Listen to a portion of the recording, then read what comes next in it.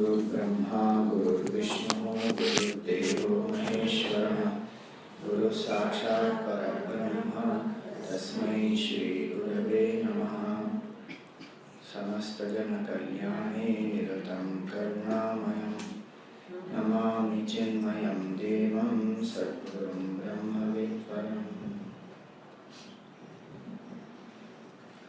ॐ पार्थाय प्रतिबोधितां भगवता नारायणेन स्वयं व्यासेन ग्रथितां पुराणमुनिना मध्ये महाभारतम् अद्वैतामृतवर्षिणीं भगवतीम् अष्टादशाध्यायिनीम् अम्ब त्वामनुसन्दधामि भगवद्गीते भवद्वेषिणीम्।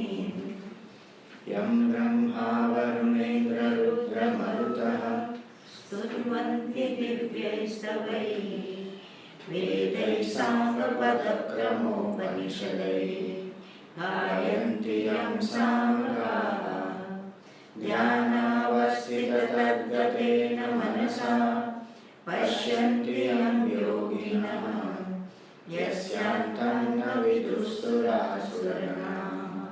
देवाय तस्मै नमः। देवाय तस्मै नमः।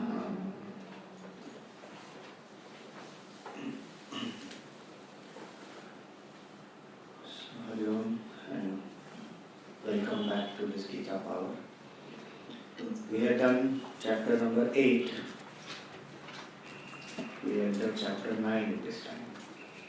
So we are seeing the Bhakti Yoga portion, and chapters 7 to 12 is the portion of Bhakti Yoga. In this Bhakti Yoga 7th chapter, we spoke about the different aspects of the Lord and different types of devotees, 4 different types of devotees, and then the Lord spoke about His manifestations in the world around. 8th chapter we also spoke about the Lord who is the formless Lord, imperishable Brahman. So that was Akshara Brahma Yoga. Now we come to this 9th chapter, which is called as Jnana Vijnana Yoga. So literally it means the chapter which speaks about knowledge and wisdom. Jnana is knowledge, wisdom is Vijnana. So in this chapter, there are many beautiful verses on devotion, and the theme of this chapter, as we have written here, is the single pointedness of devotion, because in this chapter comes the most beautiful verse which speaks about having single pointed devotion to the Lord. Ananyas chintayantum mam ye jana paryupasate. So Ananya Yoga, that comes in this chapter. And also what kind of prayer etc. one should do.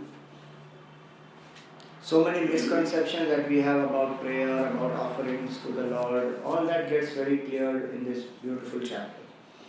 So let's begin with this. In the beginning, because the chapter is Gyan and Vigyan, he will speak a little about the knowledge aspect. Because one aspect in this whole 12th chapter, this whole portion of Bhakti is that every chapter speaks about knowledge of the Lord. So if anybody thinks that Bhagwan or Bhakti is devoid, or that path is devoid of knowledge, is meant only for people who are emotional etc., that is a wrong notion. Love becomes intensified, devotion becomes intensified when there is right understanding and knowledge. And right understanding and knowledge of the Lord gets strengthened and manifests into experience when there is the bhakti, surrender. Otherwise knowledge remains intellectual level. So they both actually go hand in hand, knowledge and devotion. And so every chapter we have a lot of description of knowledge as well as devotion. So same with this 9th chapter. Let us start. Atha navamodhyayaha Shri Bhagavan Vacha Idam tute guhyatamam प्रवक्ष्याम्यनसूयवे प्रवक्ष्याम्यनसूयवे ज्ञानं विज्ञानसहितं ज्ञानं विज्ञानसहितं यज्ञात्वा मोक्ष्यसे शुभात्. यज्ञात्वा मोक्ष्यसे शुभात्. So the Lord begins here saying, Idam tute guhyatamam. Now, idam tute, to you, guhyatam, the most secret. Guhya means secret. Guhyatama means a superlative degree of secret. The most hidden secret, hidden knowledge as though, subtle knowledge. Pravakshami, I will tell you. And he calls Arjuna as Anasuyave. Anasuyu is the name of Arjuna. Asuya means jealousy. Anasuya means one who has no jealousy. Asuya means even in the good, the tendency to find something wrong, that tendency is called Asuya. Where so many things are nice, but the focus will remain on the negative or on the wrong. If we have that tendency, that is called Asuya in our mind. And Anasuya means even in something which is very so-called not appropriate, the person still sees good only. So the indication here is the purity of mind is required for knowledge to be assimilated into our life, and even for devotion to arise in our heart. The heart must be pure. If I am suspecting, malicious, cunning, manipulating all the time, if I am like that, it's not easy for the knowledge to transform our life. Because in between is the mind which is impure. So it doesn't allow the knowledge to seep in and transform my life. And that's why if the mind is not purified, merely reading books or knowing so many things makes no difference. So in spiritual life there is a lot of emphasis given to purity of mind. Whether one is a Vedanti, whether one is a Bhakti Margi or even a Karma Yogi, whatever be the path one follows, the mind must be pure. And mind must be pure meaning it must be positive, it must be selfless. That is a pure mind. Mind which is always negative, complaining, cribbing, feeling victimized, is a mind which cannot reach higher aspects. So Arjuna is addressed as Anasuyu. That, oh Arjuna, you already have such a mind, so to you I will explain this which is a supreme secret. And why it is a secret? Because only those who are pure-minded will even understand the import of it, or will even understand the need to live this way of life, which is a way of devotion, of surrender, of higher knowledge. The mind which is impure also is very restless, very extrovert, filled with lots of desires, and most of them are selfish. So that mind will not even feel that this knowledge is required right now. The mind will always feel, this is all waste of time, I don't need this right now. So to Arjuna he says, you are already qualified Arjuna, so I will tell you the supreme secret. And what is that? Jnanam Vijnana Sahitam. I will tell that to you, which is not only just knowledge, but with experience. Jnanam Vijnana Sahitam. Yajnatva mokshase ashubhat. Having known which, you will be freed from all that which is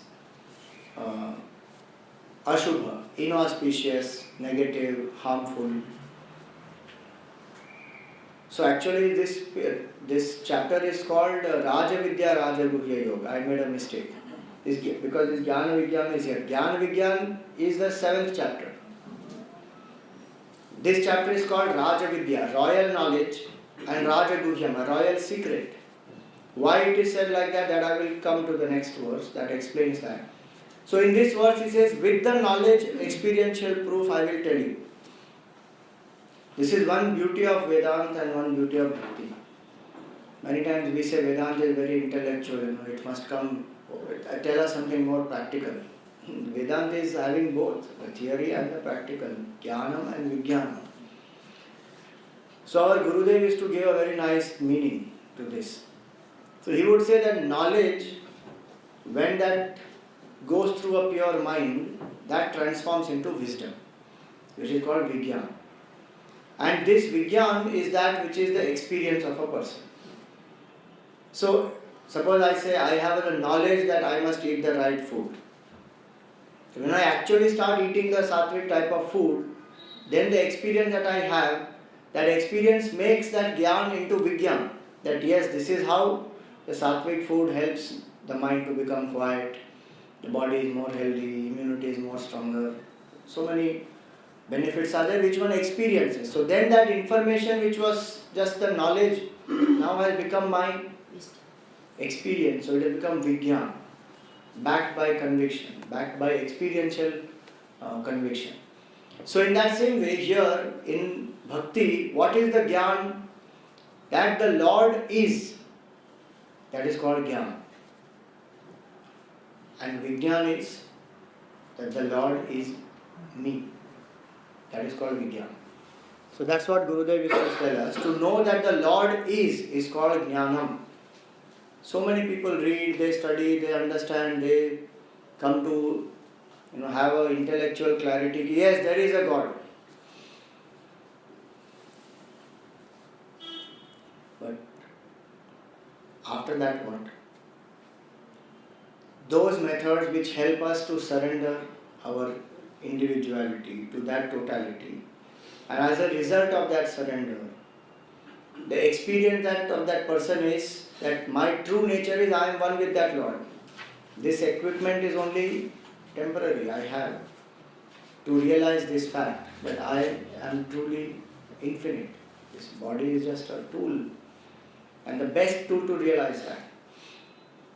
And so the person who starts putting the efforts to make the mind pure, that person will slowly come to from Jnana to Vijnana. So this chapter, in the first part he will speak about Jnana, and then the next part he will speak about those methods and practices by which this Jnana becomes Vijnana. Now let us go to the next one, where he says Raja Vidya Raja Guhyam. This knowledge, this Jnana that he is going to give, this is a stuti of that Jnana. That this is a royal knowledge, Raja Vidya, Raja Guhyam, and it is also a royal secret. Though it is available everywhere, so many books are there, translations are there, so many commentaries are there, talks are there, yet it is a royal secret. Raja Vidya, Raja Guhyam. Why? Because the experience will come only to the deserving person. To others it will only be some information which will not make any sense. It is like that scroll, that Kung Fu Panda scroll. So ultimately that scroll, there was nothing in that. And for that tiger fought so much. And he could not believe that there is nothing in that scroll. And even to that Kung Fu Panda, that it did not strike in the beginning. But then a little thinking and he understood, that means that whole power is in me. It's not somewhere else. There's nothing outside. There's no dependency outside. So it is like that. It is most obvious and yet it is hidden. Only those who are tuned, who are pure, who have cultivated that qualification, they will understand. Nobody else will even know what it means. So this is a royal knowledge. Why is this knowledge called royal knowledge, Raja Vidya? What is so great about this knowledge? So one aspect is, this is a knowledge gaining which a person is free. What was said earlier, no? Moksha se ashubha. All that which is inauspicious, fear, sorrow, pain, ignorance, attachment, insecurity, one is freed from all that. Why? Because the cause of all these is the sense of finitude. The Jiva Bhav, that I am so and so, I am such and such, I am limited, I am bound, I have to fulfill his desire to become happy. That ignorance is the cause of my entire sorrow in this world. And this knowledge is that which removes that sorrow. Hence it is a royal knowledge, because there is no other knowledge which will do this, which will go to the root cause of my sorrow, which is ignorance, and remove that. Only self-knowledge, Brahma Vidya or Atma Gyan, or the knowledge of the Lord, that alone removes this. So one is that it is the knowledge which removes all these from my life and frees me forever from all that which is finite and limited. So it is a royal knowledge. Second, it is a knowledge about the Lord, who is the king, as though. So royal is always associated with king. So it is not the knowledge of things in the world. It is knowledge of the one who created this whole universe. And for limitation of language, we are saying the one who created the whole universe, personifying that entity. The fact is, it is the truth which is infinite, from where this whole universe manifests and is a manifestation or appearance of that infinite reality. So the knowledge of that infinite Lord is the royal knowledge, because knowing that, everything is known in the world. There is no other knowledge knowing which everything else is known in the world. This knowledge alone is that. And hence this knowledge is called as a royal knowledge, Raja Vidya, Raja Guhyam. It is a secret, and a royal secret. Why? Because it is a secret about the Lord. And where is that secret? It is in my own heart actually.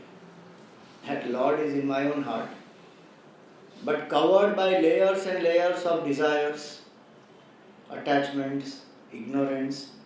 So though the Lord is in my own heart, I still don't know.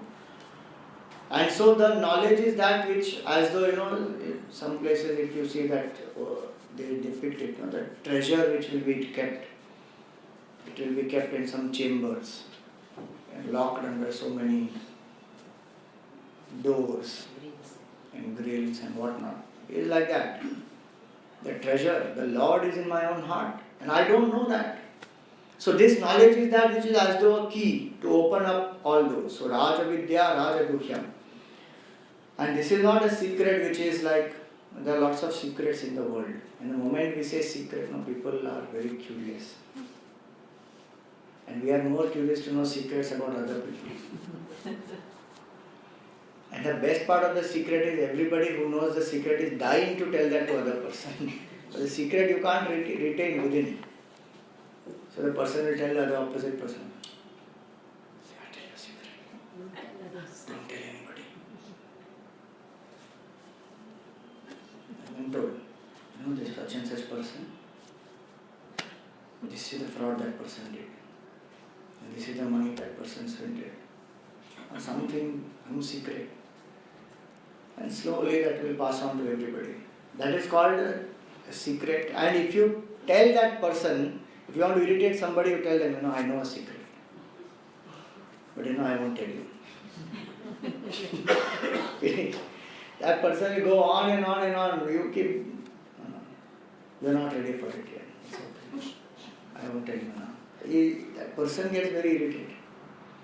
So those kind of secrets which excite somebody, which irritate somebody, or which are just pure gossip, it is not some secret like that. It says pavitram. It is very pure, very auspicious. Pavitram idam uttamam. And it is something which is the best. There is nothing greater than that. This is the desire in our human mind, which is to aspire for the best. Anything less than the best, we don't want to come. We don't want to settle with that. The best. What is the best? So it says this is the best knowledge. The most secret knowledge, the most sacred knowledge. It's not something which is a impure one which pulls the mind down. It lifts the mind up. And pratyakshaavagamam. It is extremely practical. If you know this knowledge, you know the method to discover the Supreme Lord, and you just start practicing it, you will reach there. You will discover that. So Pratyaksha it is something which will make you directly experience the supreme reality by yourself. No need of any other person. No need to depend on anybody else. You can do it by yourself. So in Vedanta we have a little technicality where we say Pratyaksh means that which is perceptible to the senses. Paroksh means that which is not perceptible to the senses but which you can infer. So I can't see the fire but I am seeing the smoke, and looking at the smoke I infer that there is a fire. So I did not see the rains but I saw that the roads are all wet. So now I infer that okay, it must have rained. So Vedanta says that this experience is actually neither pratyaksha nor paroksha. It is not available for senses. It is not available for inference, but it is directly available. It is called immediate experience. It is called aparoksha anubhuti. It is a direct, immediate experience. Pratyaksha avagamam means that you can directly experience it by yourself, and the word immediate is very nice. Why? Because this mediate means using a medium. So all our knowledge which we get in the world is using a medium of the mind, of the intellect, of the senses. Either I see something and I understand about it, or hear or taste about it, then I get to know. Or I feel, then I get to know. Or I read somewhere, or I think on my own, or somebody told me, then I think. So through thinking, feeling and perceiving is what I gain my knowledge.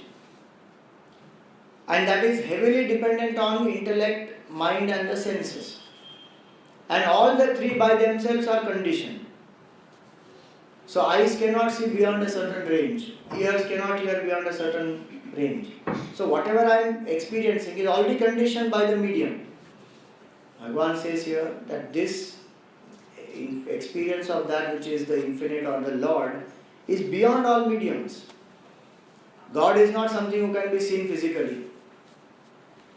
God is not somebody who can just be felt, just an emotion or some intellectual concept. Is our true nature beyond the body, mind, intellect. And a person who learns to transcend that identification through surrender, which happens in prayer or through contemplation or meditation, that person experiences this. So this is Pratyaksha. This knowledge will make you experience this reality immediately as your own self. Pratyaksha dharmyam. It is extremely noble, susukham, and leads you to the ultimate which we all seek, which is supreme happiness, susukham. Not temporary pleasure, but that permanent happiness which we all seek. This knowledge will lead you to that. Susukham kartum, it will lead you to that supreme happiness, avyayam, and having experienced that, it will never decay.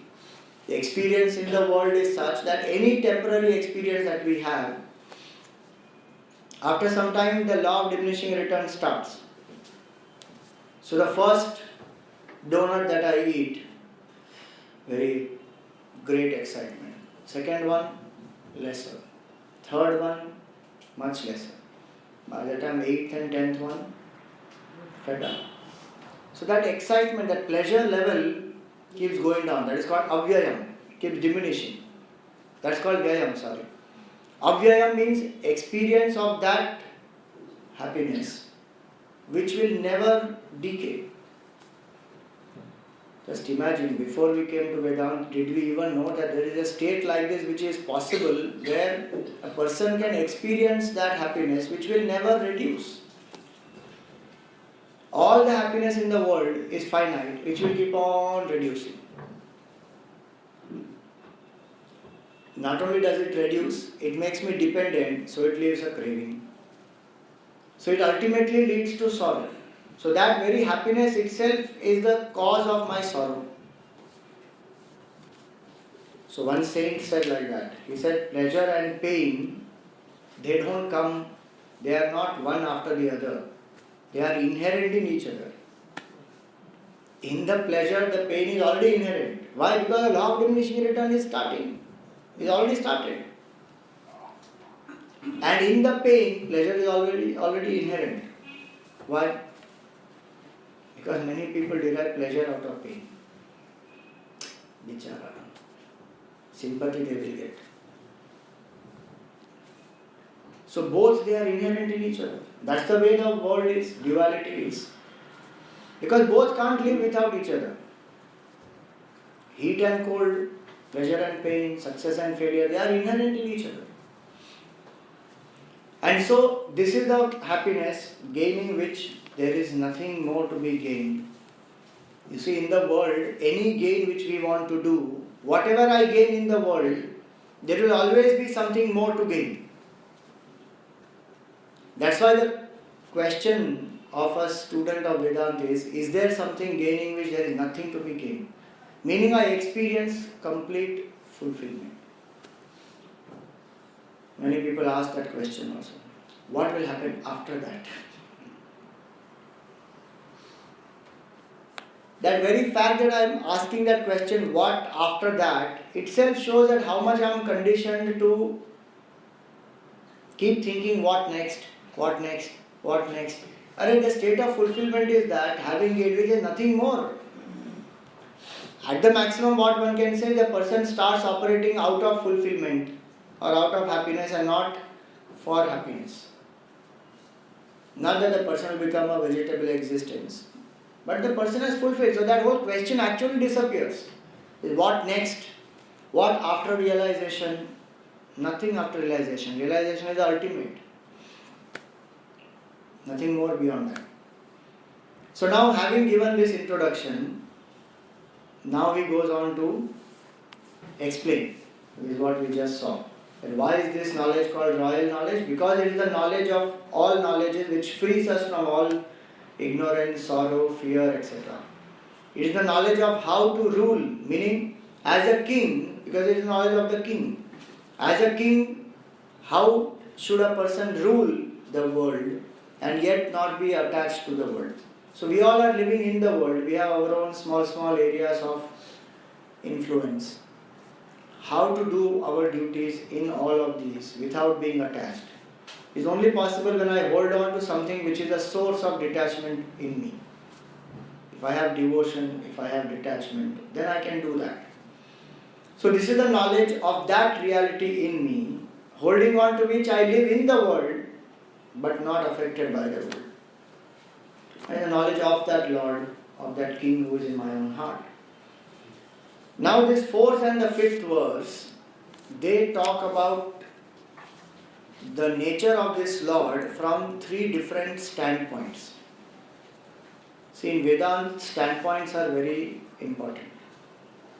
If we don't understand the standpoint, from which standpoint a statement is made, we will get completely confused. You will understand this when we do this shloka. Fourth one. Maya tatamidam sarvam jagadavyaktamurtina matsthani sarvabhutani nachaham teshvavasthitaha. Fifth one. Nacha matsthani bhutani pashyame yogamaishwaram bhutabhrinna cha bhutasthaha mamatma bhutabhavanaha.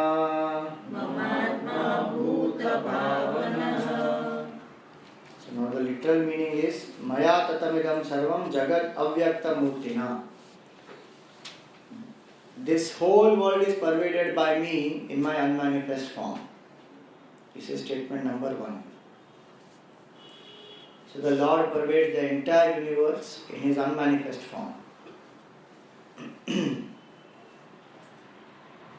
Statement number 2, Matsthani sarva bhutani nachaham teshvavasthita. In me all the beings are there, but I am not there in all the beings. So first he said I am pervading the whole world in unmanifest form. Then he said all beings are in me, but I am not in them. If this was not enough confusion, that how can everything be in him but he is not in that. Now the third statement he says, Nacha marthani bhutani. None of the beings are there in me. Pashyame yogam aishwaram. And see my glory. So now one wants to say, Are you please make up your mind. Whether beings are there in you, not in you, you are in them, they are in you, what are you saying? But these are all different standpoints. When they come together, then we feel confused. They as though contradict each other. But they are only different standpoints. So let us see what does this mean. So Maya Tatamidam Sarvam Jagat Avyakta Murti. Now, I pervade this whole universe in my unmanifest form. Now this first statement is for somebody who has not yet understood the nature of the Lord and whose mind is not yet subtle enough. So the Lord doesn't appear to be anywhere. Because one sees only all names and forms and objects and people and things, etc. And he says Bhagavan is all pervasive. Like Prahlad, for him Bhagavan was everywhere. But for his father Hiranyakashipu, he is nowhere. But the Lord pervades in his unmanifest form. So just like the butter, is it there in the milk or not? If the butter has to say to the milk that it exists in the milk, what will the butter say? I pervade the entire milk in my unmanifest form. The butter, is it there in any particular place in the milk? The top portion of the milk has butter. Because generally cream comes on top. So only top has the... No, is there in the whole milk. And it is there in its unmanifest form. So if I do sadhana, then that unmanifest will become manifest. So if that butter is made into buttermilk and then, milk into curd, curd into buttermilk and then that is churned, etc. Then that butter will come out. So in the same way, the mind which is not yet ready doesn't see the Lord anywhere, but the Lord pervades in His unmanifest form everywhere. So the first standpoint is from the standpoint of the Lord pervading the entire universe, and person not being ready for it will not be able to see. And the person who is ready will be able to see the Lord. That yes, the Lord alone upholds everything. The Lord pervades the whole universe. So, Maya Tatamidam Sarvam Jagat Avyakta Murtina. And why do we say it is unmanifest? Not because it is literally unmanifest. Because our attention is so much on the manifest that we are not able to see the Lord. It is like saying, the screen can tell the viewer that I pervade the whole movie in my unmanifest form. Why? Because while I am seeing the movie, I am so engrossed in the characters of the movie that screen actually is manifest. But I don't still see the screen, I am seeing the characters. That limitation of example always is there, but suffice to understand that it is not that Bhagavan is actually unmanifest. The Lord is pervading manifest even right now in all this, but for us it is unmanifest because we are not able to see that expression because we are stuck with the equipment. It is like not being able to see the gold and being stuck with the ornament. So the ring and the bangle and the anklet, necklace, I am seeing all those and I am not seeing the gold. Though the fact is actually I am seeing only the gold.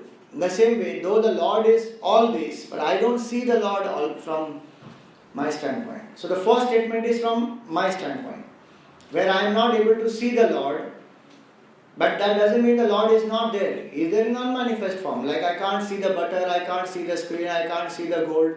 Doesn't mean it is not there. So that is Maya Tattamidam Sarvam Jagat Avyaktam Murtina. Then the second one he says Masthani Sarva Bhutani.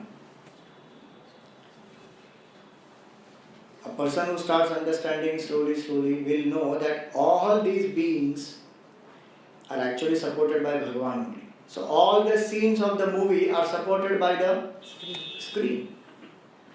All the waves are supported by the ocean. So in that way, this whole universe is upheld by the Lord. Meaning, even from cause and effect standpoint, the effect is nothing but cause itself in another form. The pot is nothing but mud itself in another form. But if I don't see that mud and I see only the pot, then we say that the mud pervades the whole pot in its unmanifest form. Slowly, as one starts detaching from that pot, that way we start detaching from the scenes, or we start detaching from our own body, mind, intellect. Then we realize, oh, what is supporting this whole thing is actually the cause. That because the effect is not anything different from the cause. So all the effects are nothing but cause only. So from the second standpoint is where a person has become a little more detached, then the person understands that actually Bhagavan supports everything. I may not see that right now, but I know it very clearly that there is a Supreme Lord, there is a cause of this whole universe, in which this whole universe is arising, staying and dissolving. So Matsthani Sarva Bhutani, all the beings stay in me. Nachaham teshu avasthita, but I am not in them. Means what? Any change that happens to them, that doesn't happen to the Lord. This we had seen even in the 7th chapter, if you remember. They are in me, but I am not in them. Which shows a relationless relationship. Which means it is a relationship of not the cause and the effect, but it is a relationship of the illuminer and the illumined, or superimposition and the substratum. So if a traveler in the desert is seeing a mirage far away, then the experienced traveler will know that okay, it's only a mirage. So the water appears to be in the sand, but actually it is not there. There is no water there. So the sand can always say that the water is in me, but I am not in the water. The sand can never be in the water, and the water will never wet that sand. So the relationship between the Lord and the creation is not the relationship of the cause and the effect. So if you want, till now, what we have done, if I have to summarize, in the first standpoint, I don't know that there is a Lord, and so the Lord appears to be unmanifest. So it is said that the world is and the Lord is unmanifest in the whole world. Second standpoint, that the whole world is in the Lord only. So that is a cause and effect relationship. That the Lord is the cause and the world is manifested from Him, stays in Him, goes back into Him. Now if we come to still subtler level, then we understand that the world cannot come out of the Lord separately. Just like, the waker and the dreamer. From where did the dream world come? From the waker's mind. But is it a production or is it an appearance? It is an appearance of the waker's mind. And at the same time when the dream is happening, is anything happening to the waker? Nothing. The waker is lying on the bed happily. So in the same way, a spiritual student who goes still deeper understands that the relationship between the world and its cause cannot be of cause and effect. Why it cannot be cause and effect? Because the cause is something which is infinite. A finite cause can produce something Because production means a change. What was not there before, it changes, then it comes into being. And which means it is limited by time and it will get destroyed. So in cause and effect, there is always a relationship of that relationship is always conditioned by time and change. Cause is earlier, effect is later. Cause modifies to become the effect. But by definition, the infinite cannot be something which can change. And yet I see the world in front of me. So how did it come? That's why the third standpoint is that the world is an appearance of that infinite. Hence he says, in me there is nothing. Nacham teshu avastita. They all are in me, but I am not in them. Like the waker can say, the whole dream is in me, but I am not in the dream. The screen can say that the movie is in me, but I am not in the movie. Nothing happens, no. That's the beauty. If the screen actually became the movie, terrible. We can't see the next scene, won't happen because that background is gone. Lucky that doesn't happen. So in the same way, imagine the waker becomes the dream world and the dream character. There is no waker after that. So you sleep in Mumbai tonight. Where will you wake up? In London somewhere. Because the waker only became the dreamer. And not only as that, in some other place, you may not even wake up as you may be something else. That's called cause and effect transformation. If cause becomes effect, that's what will happen. So creation, which we have done earlier also, and creation is not a production, it is not a modification, it is an appearance. An appearance always means that the substratum appears as something else, without going through any change. Like the waker, without going through any change, appears as the dreamer. The screen, without going through any change, can project the scenes. Or the rope, without undergoing any change, appears as the snake. That's the beauty of Vedanta, where this is explained to us, that if you at all you are seeing the creation, this creation is only a appearance of the infinite. It is not a modification of the infinite, it is not a production of the infinite. And now comes the fourth standpoint. If a person lives like this, that this whole universe is an appearance of the Lord, that Bhagavan alone is all this, then the experience of the devotee will be that Bhagavan alone is all this, doesn't even exist. So the fourth standpoint is this, Nacha Matsthani Bhutani. In me there are no beings. In me there is nothing. Meaning, I am that one supreme, infinite, changeless reality which alone exists. Absolute truth alone is. This relative world doesn't even exist in that state. Like the waker who wakes up, like the dreamer who wakes up. The dreamer who has woken up can say this, no? That in me there is no dream. Because it's a fact. From waker's standpoint, there is no dream. So this is the highest standpoint. The fourth standpoint is the highest one, which is the experience of the devotee.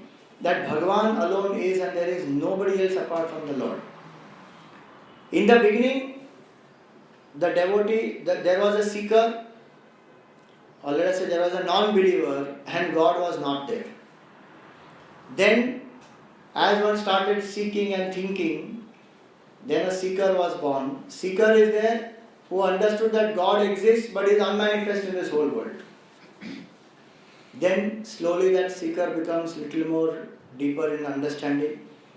Understands that God is not unmanifest. He is the only appearing as all this universe, the whole universe. So the whole universe came from Him. All beings are supported by Him. So the seeker understands that my support also is Bhagavan only. The world also is supported by Bhagavan only. Then still deeper, the seeker understands that the Lord is appearing as all this. He is the changeless truth. He is not some perishable changing entity whom we call in some name, some form, none of that. And ultimately that person realizes that God alone is, I am not even there. So these are how many? 5 different standpoints. Standpoint of a non-believer, then from the standpoint of a seeker, then from the standpoint of a believer who believes in cause and effect, then from the standpoint of a, let us say, a advanced seeker who understands the theory of superimposition and illusion, and ultimately the last is the standpoint of realization, where the person has experienced oneness with the Lord and one knows that there is the Lord alone and there is nothing else. So in devotion also these are the 5 levels. So if somebody thinks that our culture speaks only about some God with a form and God somewhere sitting up in the heaven or God controlling the destiny of people, they have not understood the depth of Vedanta and depth of the culture. That is one little stage, and that also is meant for somebody who is not even ready yet. One who is still a baby in spiritual path. One who keeps walking. These are 5 different standpoints. And so he says, Pashyame Yogam Aishwaram.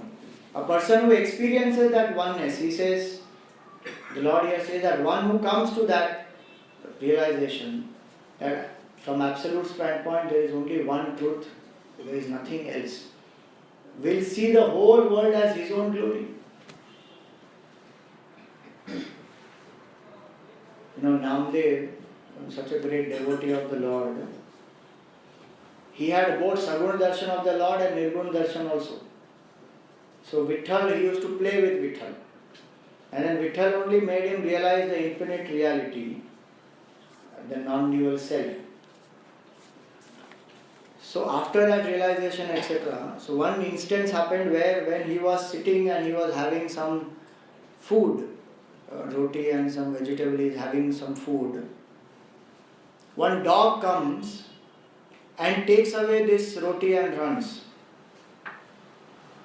And Namdev runs behind that dog saying, Are Vishnu, Are Vishnu, Are Vitthal, where are you going? Take this vegetable and go. So somebody was standing there, he says, what a madman he is. He's a dog and he's saying Vishnu. He's saying, what a madman you are. And why are you running behind that dog with his vegetable? And you know what Namdev said? He said, Vishnu is telling this Vishnu not to chase that Vishnu with a Vishnu, but that Vishnu has forgotten this Vishnu. So I want to give that Vishnu to this Vishnu. Imagine that person's condition. He would have got married. What is he talking? But that's the realization of that devotees. That Bhagavan alone is. Otherwise, what is the point? If I realize some infinite reality and I see the world as separate, is my realization infinite? And what will that do? That doesn't remove my sense of finitude. I continue to remain as some miserable creature. There is no point in that realization. Realization has to be there is one infinite reality which alone is, and all this is just an expression of that. So, Nacha Masthani Bhutani Pashyame Yogam Aishwaram. So, these are the 3 different standpoints from where he speaks about. Whole world is pervaded by me in the unmanifest form. All beings are in me, but I am not in them, and nothing exists in me. Behold my divine yoga. So devotion is to lead us to that state actually. If people think that devotion is something which is just singing some bhajan and some kirtan and some prayer and then begging the Lord, give me this, give me that, and then crying and weeping and all that. There was one person who was like that. When I joined my Vedanta course, there are different people who come to study Vedanta, 2 years Vedanta course. We have a course in English at Powai. So there was one person who came from Bengal and he joined the Vedanta course. And the inauguration got over and every evening we have satsang.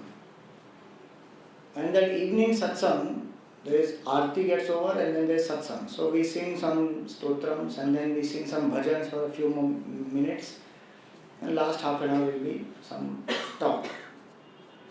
So we started 3 days over, and every day we used to sing half an hour bhajans, and then each one will sing some one bhajan. Then the satsang will happen. On the 4th day, this person actually went to our Acharya and said, I am leaving this course because none of you are having devotion in your heart. So I said, why? What happened? He said, when you sing bhajan, that bhav must come. And when that bhav comes, in that bhav, person forgets everything, and the tears are rolling out for the Lord, and person becomes so absorbed in that. That is called bhakti. That is not existing here. So I don't think I can continue the Vedanta. So that person actually went. Because his understanding of bhakti was only that much. Because he has come from some background where for him that is the understanding of bhakti. And nothing wrong in that understanding of bhakti, but that alone is not bhakti. There are so many different expressions of bhakti that we have to know. We saw last time in the 7th chapter, right? 4 types of devotees. In that the highest form of devotee is what? Jnani Bhakta. Bhagavan said that. Artha, Jignasu, Artharthi and Jnani. This is about the Jnani Bhakta. That how a person moves in that devotion. So now he gives an example in the 6th verse, which is about space. And where he says that just as this yatha kasha sthito nityam vayu sarvatra gomaha. In this space exists the air, and the air keeps moving around all over in the space. Yatha sarvani bhutani, tatha sarvani bhutani marsthani iti upadharaya. So just like the wind moves in the space, but that wind cannot do anything to that space. The space remains untouched, absolutely. In that same way, the entire universe, actually we should not say universe, it is a wrong expression, we should say multiverse. Because there are many universes. So the cosmos is actually a multiverse. Again the word cosmos is singular. There are many cosmoses like that. I don't know if the plural exists of word cosmos. But in Vedanta we always say that, Ananta Koti Brahmanda Nayaka. The Lord is called as the Lord of infinite cosmoses. Ananta Koti. Infinite crores of cosmoses. And science is saying now that there are parallel universes existing. So that's why it's a multiverse. So he says all these, just like the air which is moving in space cannot pollute or affect the space. In that same way, this entire, so many cosmoses and galaxies and all that, they all are in the Lord, but they cannot affect the Lord. Why? Because the main relationship of the Lord with the universe is of appearance. Just like the dream, however huge that dream may appear to be, a long dream or very terrifying dream, but it can do nothing to the waker. So in all of us, when we say Gita in practice, the point is to understand that in me there is that presence of the Lord which remains unaffected by come what may.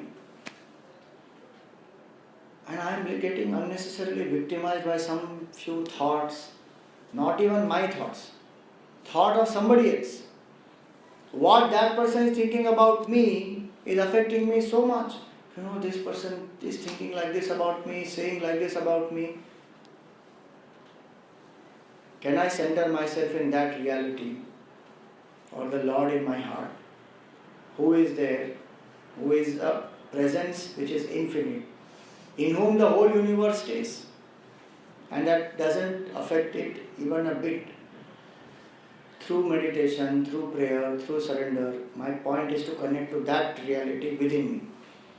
And so this example when he gives here is also to explain that just like he remains unaffected, just like the space remains unaffected by air, the Lord remains completely untouched, unaffected by so many things that are happening in the world, including creation, sustenance, destruction, everything.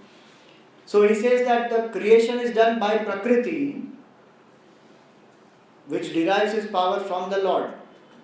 So those people who again and again we have covered this has come even earlier in the 7th chapter, that how the Lord uses his Prakriti and creates the whole universe. So the creation happens not by only the Lord. The infinite reality doesn't create anything. And also the nature by itself can't create anything. There are so many people who say that. No? I don't believe in God, I believe in nature. But who created nature? How does nature function? How is there so much of order and system in the whole universe? There is a higher reality. So in that 7th verse he says that using my Prakriti, I again and again send forth so many multitudes of beings.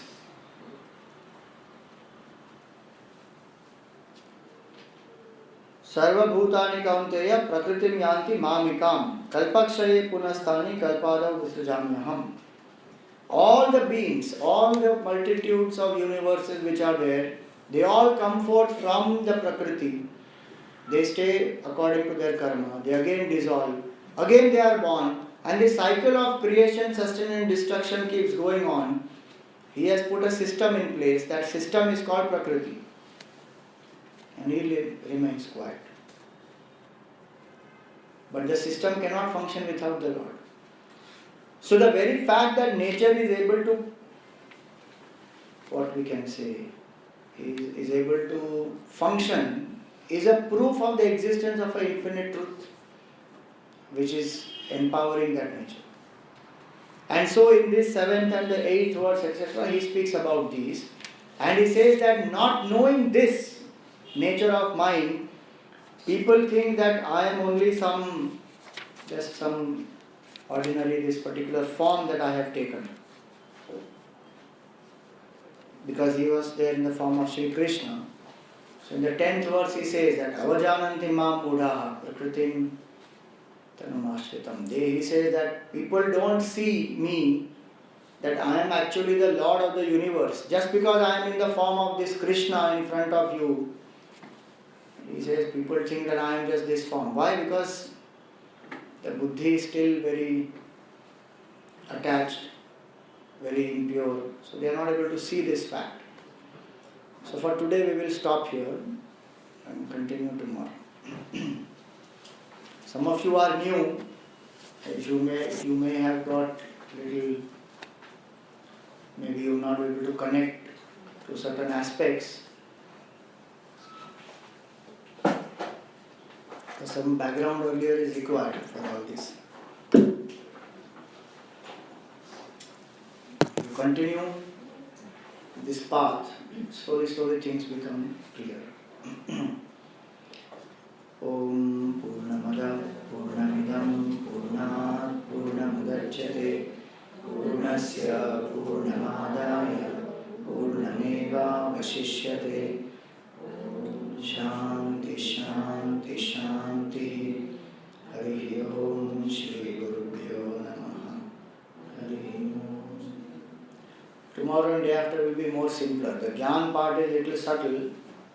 The Bhakti part now which comes about single pointedness of seeking, about prayer, that will be more simpler. So that we'll see tomorrow.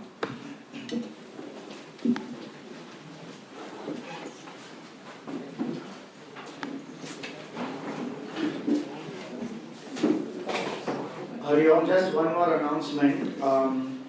So we have formed this WhatsApp group for this Gita in practice. If anybody who is not on the WhatsApp group, who are regular members or any newcomers who have come, who wish to continue, want to be on that WhatsApp group, please contact Jagdish. He's just there at the end. In his green t-shirt he's there.